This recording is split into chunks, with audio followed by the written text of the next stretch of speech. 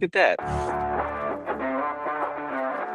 Hey, hey, hey. Hey, what's happening? It was just my face.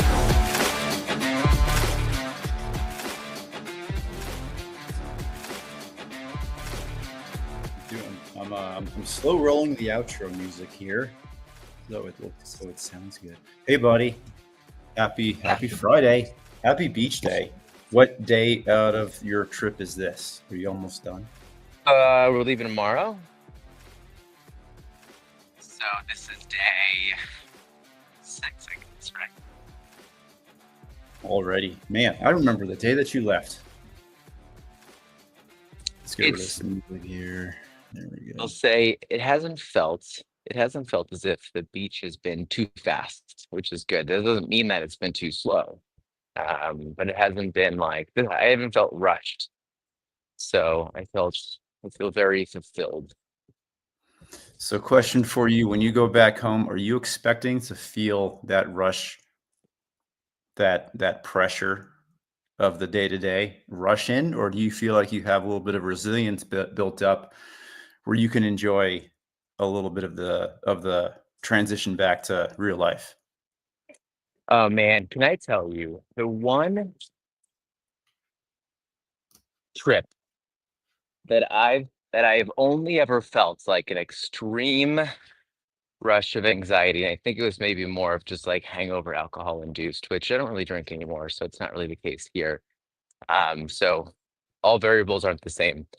But coming back on the plane from Las Vegas, it's like you're leaving a fun land and coming back home, and then it kind of hits you. You're like, oh, I can't do that anymore. That's like the hardest transition I've ever felt in my life. So I will not feel that leaving the beach again. I think I feel pretty fulfilled. I feel as if I have a few thoughts. Here are, can I just say two topics that are related to what you're asking? Dump on me. Go ahead. Okay. Take a big stinky dump. I did before I left the diner this morning. There's a Sunrise Diner over here in Dewey, Delaware.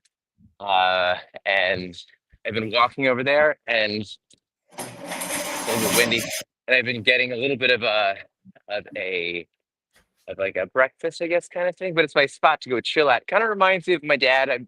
When I when I think of my dad, I think of the beach. Think of morning times, eggs, sunrises, and so there's this sunrise cafe, is what it's called. So I'm going there.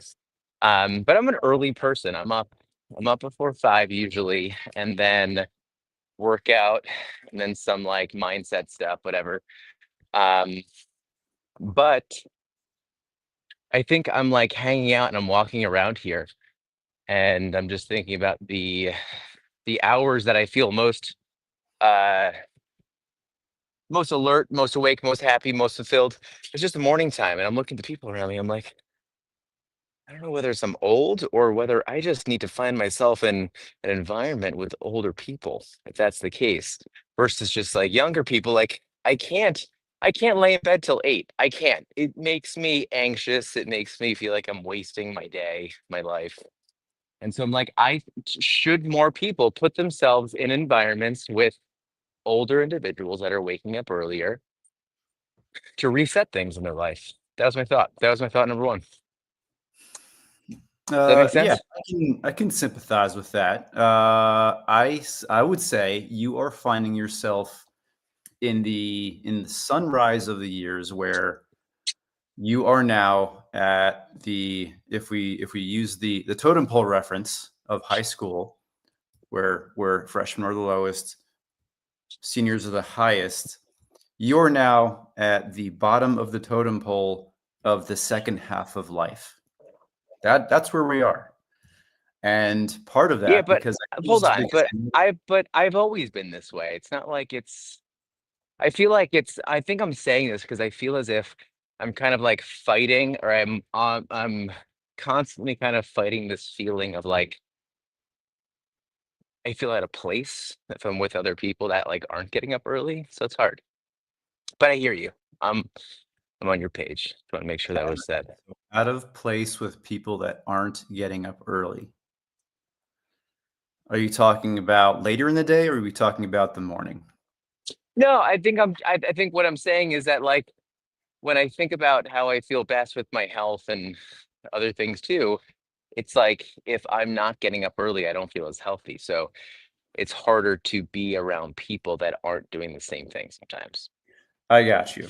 The way that I'm taking yours, because there are times I still feel very, I think everybody here still feels very young, even though Brofit says that we are getting old. I agree. We are getting old, but do we really feel old? I feel pretty good. I feel pretty fortunate of how well I feel 90% of the time. Today is not one of those days. I'll explain why in a second. But here's what I found, similar to your diner story. You go to the diner early in the morning, and I would imagine that it's people that are there are older. They are not in a rush. They might be retired, and they're just enjoying their time. Is that true? Is that a good? Yeah, definitely some older people in there, Okay. very Now, young, on one young kids. on one hand, it feels great to be up early. On the other hand, you kind of look around, or maybe this is just me, and you can agree or disagree. And my inner dialogue is this what my future is? Is being alone in a diner at 5:30 in the morning or wherever it is. For me personally, right now, go to the gym every other day. About this week was a little bit weird, but the crew there now. I go to a rec center up here in Berthoud. The crew here is a collection of people, probably just a tad bit younger than me, up to maybe 50, 60. It's great, awesome people. Um, Not judging the age of them. I'm happy to see people that are older at the gym, staying fit. That's great. And then there's also like men there that they're older and they're in good shape. And in my head, I'm thinking, how old? First of all, I'm asking myself, how old are they? What were they doing when they were my age? And do I look older? How older do I look in compared to how I feel? That's what goes through my head. A lot of age-related questions. Do you feel, well, hold on. Can you define age? And I know that's a dumb, that sounds dumb. Can you define what you mean by like when we're kind of saying older?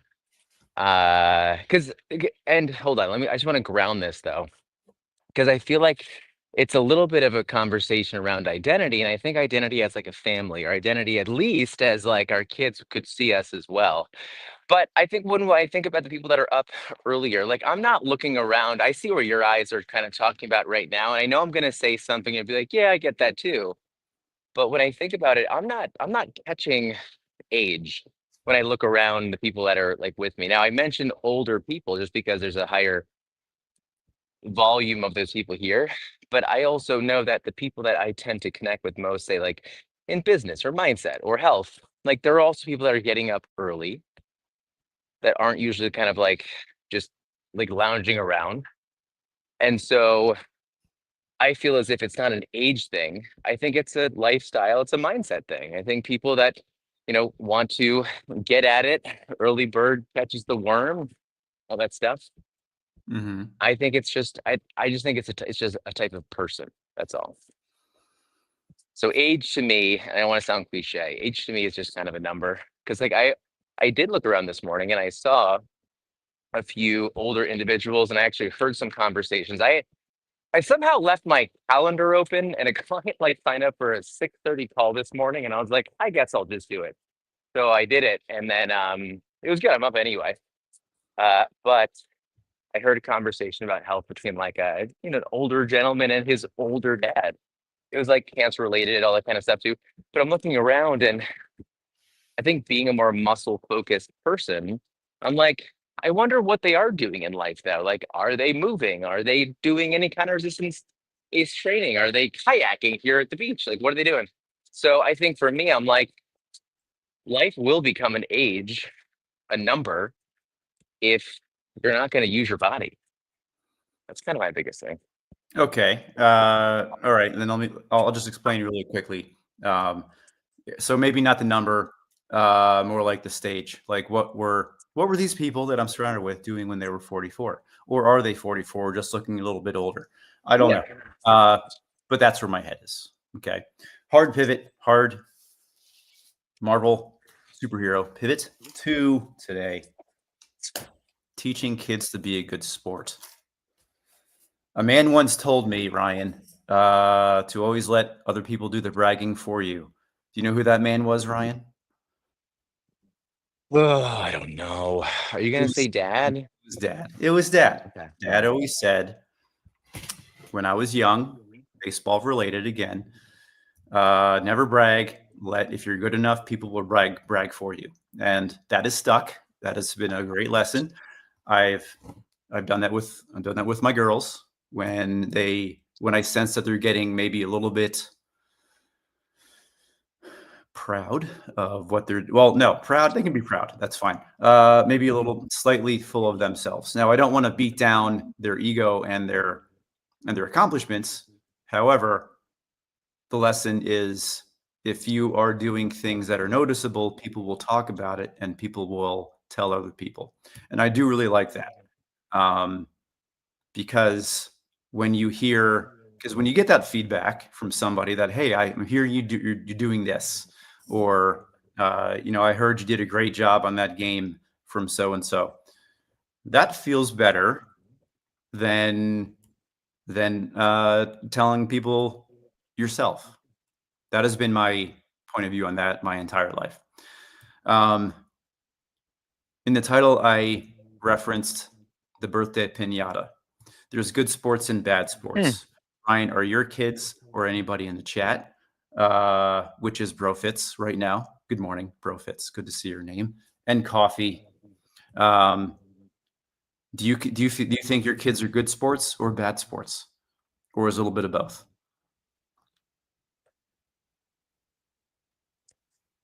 I mean, the answer is always going to be both, right? Because I think that there's going to be a certain amount to kind of in my younger child is going to be likely the one. My younger child may end up being the better athlete, the more I think natural athlete because she's like naturally competitive. Sloane's Hmm. very much more of like she's team oriented, and so I don't see her as being someone who would just if she was bragging about something, I'd be surprised. My older kid, if she was bragging about something, I feel like it's because of her competitive side. Um, yeah, that's where I'm at. Also, when can we see Sloan in CSI? What show? When is she on her show that she got casted in? Since CSI, she was on. I think Law it and was Order. I think it was Some America's Most Wanted and Law and Order. Yeah, so Law and Order. I think it's Most coming out in Wanted. Hang September. on. Why America's Most Wanted? Was it America's Most Wanted? It's It probably was not. something like that. It was like that America's Most Wanted thing. Um, yeah. So anyway, but yeah, I think it's September. Okay. Uh, Hang on. I'm updating my this little description of our video here. I didn't know you could do that in Just mid form. yeah, it's social media mismanagement for this stuff. Just trying to add some context for potential viewers. Um, as I was coming home this morning, also by the way, I'm at a 5 out of 10. I'm feeling like my e-bike this morning. The e-bike I was riding was on the last square of battery energy that was blinking on and off when I would twist the throttle, so I had to pedal instead.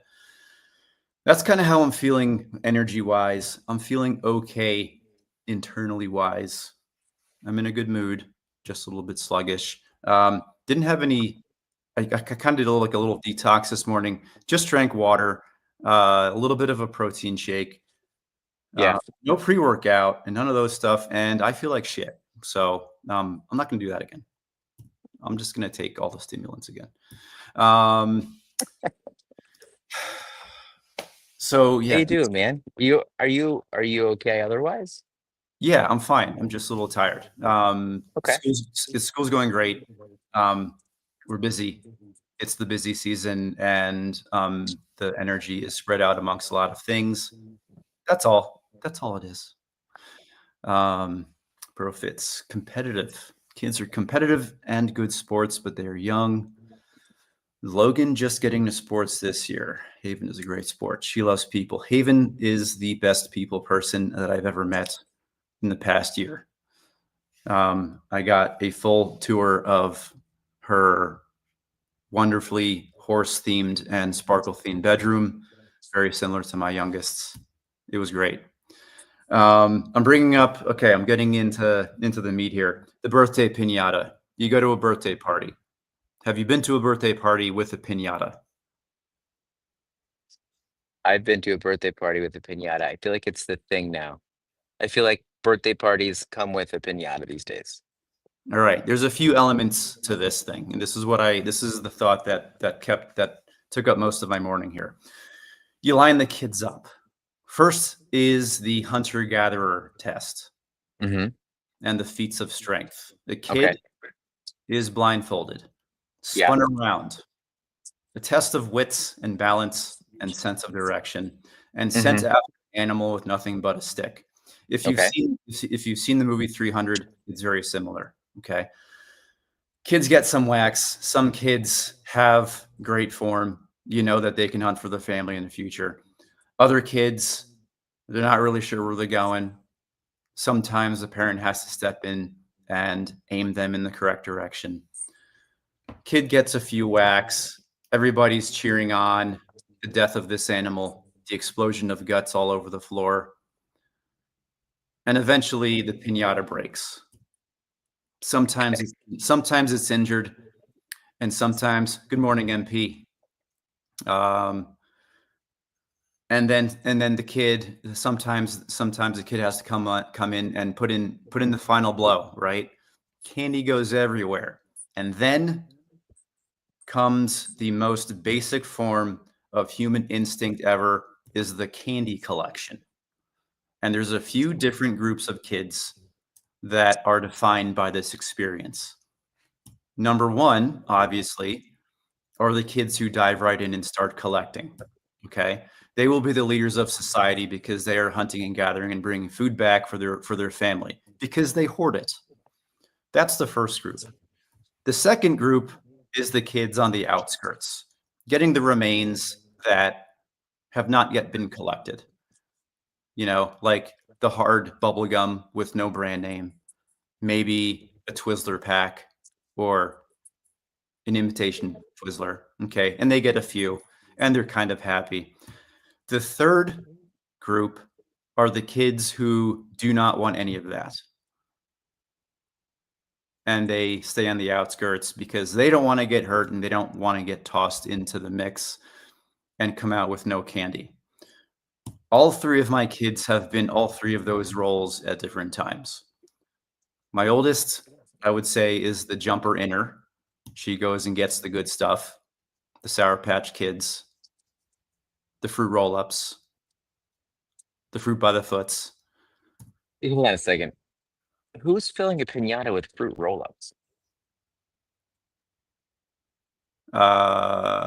I've seen them. I've seen fruit roll ups in pinatas before. You can All you can right. you can put whatever you want in there. It's Oh, up to that's but my question is my question is not what can you put in there? My question is who's putting who's putting a fruit roll-up in there?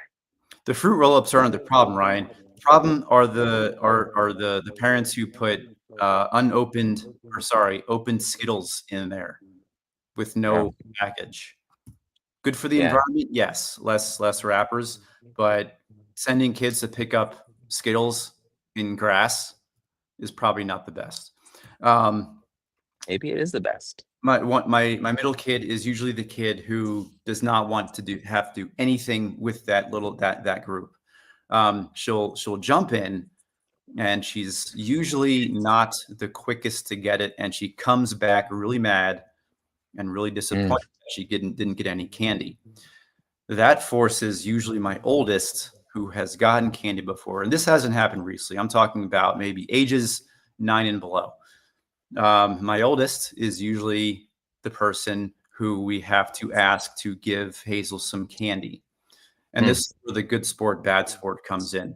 Um, it's not that Junie's a bad sport, but mm. it's like she gets really, really torn up that she didn't get any candy. And then my oldest will get mad that she did the work and now has to give her some of her candy away. But sometimes she's really good about it and shares her candy with her sister. And then my youngest, she doesn't really care. Like she doesn't really mind if she gets candy. She just wants to hit and kill the animal.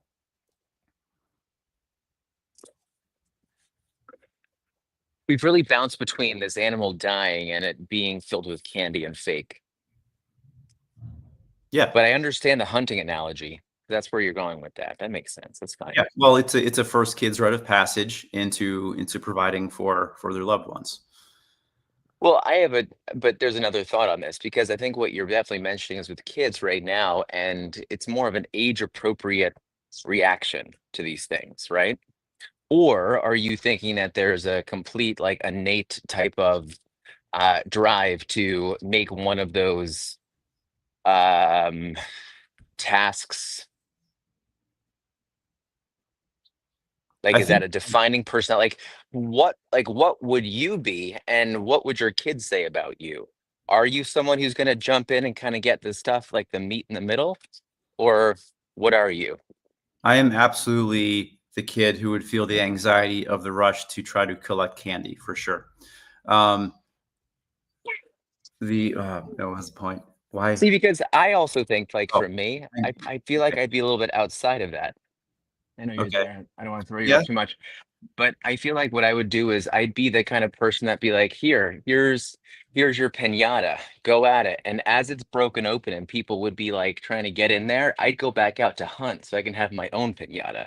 Like I'd rather be that and then kind of bring that home for myself and my family and just kind of not experience all that chaos.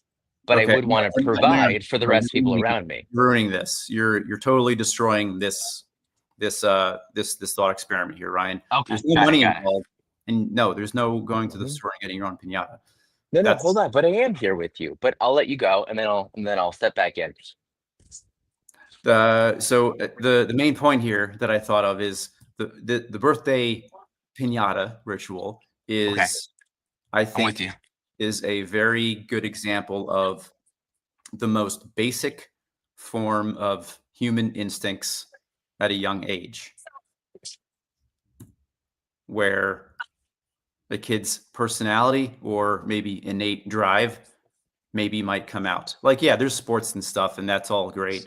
But the birthday pinata is literally kids left to their own devices when and what they have to do to get a prize, get candy, collect, and that's where all those groups fall in. That's my final point. Hmm. I'm here. Are you here?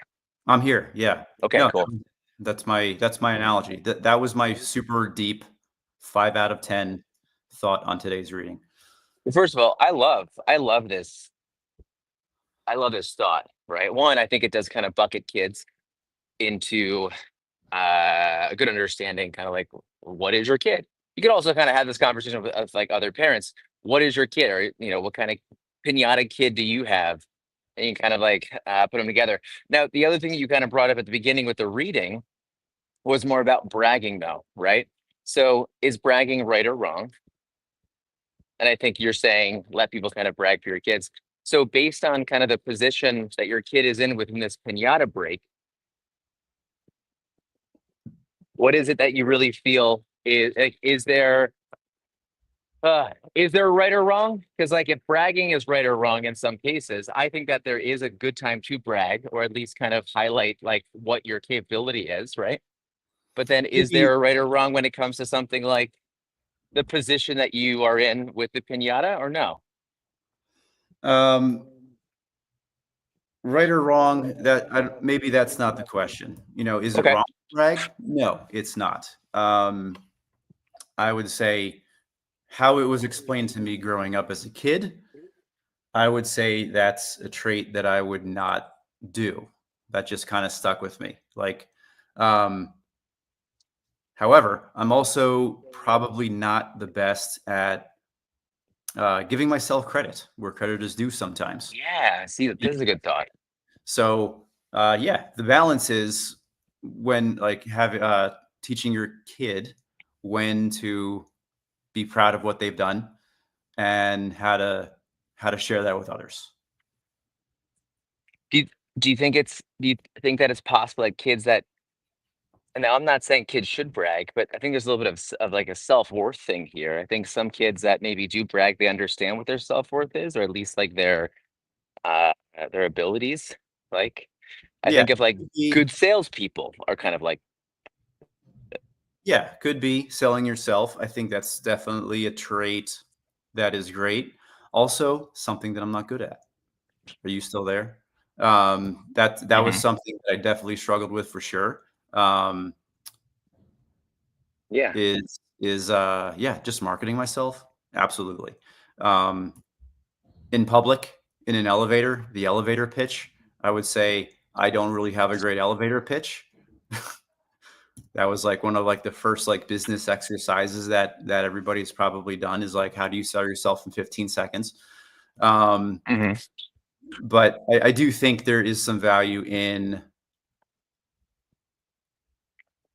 not not bragging or not being overly boastful about what you've done, or at least to the point where you're putting others down. Like that's obviously something you don't want your kid to do. And when you hear other kids do it, um, not enjoyable, you know. Yeah. I I mean, think, that when I think of bragging, though, I don't think about my kid. I don't think about bragging about putting someone else down first off, but it's a good point that that could happen. yeah. Well, I've seen it a whole lot of different ways in the past. In middle school with students. The one-upmanship, the me monsters, the ones that take over the conversation, maybe even when the intention is to just relate to the person talking, those kind of traits. Like those are the traits that I don't enjoy when I'm talking with somebody. The one where like maybe you are trying to share something and like you did something really great at work, did something really great at school, did something cool at the gym, whether it's a PR, made something awesome, and then the other person immediately jumps in with, "Oh, well, I did this," Mm, you know, and then like immediately yeah. takes over. That's I Hmm. think the part where that's the part where I kind of start to lose interest in a conversation or a person. Yeah, I hear Um, you. yeah, that's the end of my Okay. thought on that. No, I think it's a good thought. I think that we have to teach our kids how to make sure that they are creating a sales pitch for themselves without bragging. I think that bragging, I think, gets a bad rap because I think that we jump from teaching our kids how to speak respectfully and not uh, not I guess like not bragging, right? Or else once you start talking about yourself, you're bragging. Don't talk about yourself. But I think at that point, I think we are teaching our kids how to maybe not value themselves as well as they could. And I think that there's a lesson in itself to make sure that we allow them to understand who they are. So like brag to me, let me know, and let's kind of develop your own sales pitch. I think that's going to be an important thing. Yeah, Um, I'm gonna let MP here sum up today's episode. I think this is a great balance here. Telling your kids to listen to someone when they're excited or proud, um, and then showing the gratitude, showing your appreciation for whatever they've done, and then jump in and add to that. I think that's the balance there, is being able to acknowledge other people's wins as well as celebrating your own. Well oh done, MP. yeah. Nice work summing that up beautifully for this. Okay. Empty. Sound effects have now been added to StreamYard. Oh, nice. I am going to ask my kids to sell themselves to me today. Love it. I want them to let me know what they think that they do so great at. I want them to brag to me about who and what they are, because I want them to be able to speak to it, but also like know their limits, or like know rather the boundaries of kind of like what is considered bragging, and then what is just being able to, highlight what you're good at. I think that's important. But at the same time, I love what MP is saying. And I think that the curiosity, this is my thing with that kind of stuff, is that the fact that like people just aren't as curious as they should be. I think sometimes we aren't listening enough, and that makes it harder. Um, but again, Yeah. I I'm gonna just, bring I just, I, I'm gonna bring that to school too. I think that's a great okay. idea. But hold on, I just want to make sure this is my last thought is, 'cause this is the most important thought. I want you to find someone who actually puts fruit roll-ups in a pinata. Who is doing that? That doesn't make sense. I just don't think you're going to enough birthday parties, Ryan. I don't think that you've actually been to one with fruit roll-ups in a pinata. Yeah. Sorry. Okay. Fruit by the foot. That's what I meant. Sure, I'm fine with it. Okay. Just to find out what it is. Don't tell me it's fruit roll-ups. No one has ever put a fruit roll-up in a pinata. I want someone to show me a video, send me a video of you having a fruit roll-up in a pinata. Doesn't happen. Fruit by the foot. Okay. All right. I gotta go. Happy Friday, everyone. Enjoy your weekend. We will see you again on Monday, I think. Not sure when Dom's getting back, but hopefully he's shirtless and getting laid in Hawaii. He has a wife. Well, I hope his wife is getting laid as well. Many flowers around her neck. Okay. Bye, everybody. Peace.